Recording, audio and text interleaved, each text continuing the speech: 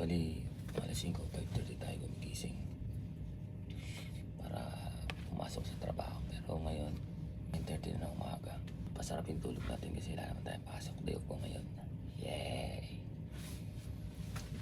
So, activity natin ngayon, maglilinis muna ng ito ng kwarto natin.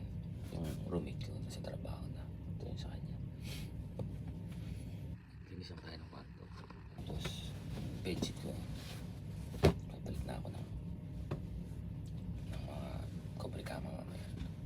Tapos syempre day off, lalabas tayo. Lipo tayo mamaya. Dito tayo sa border ng Germany saka France. So, napunta ko naman na dati Strasbourg. Ulit-ulit.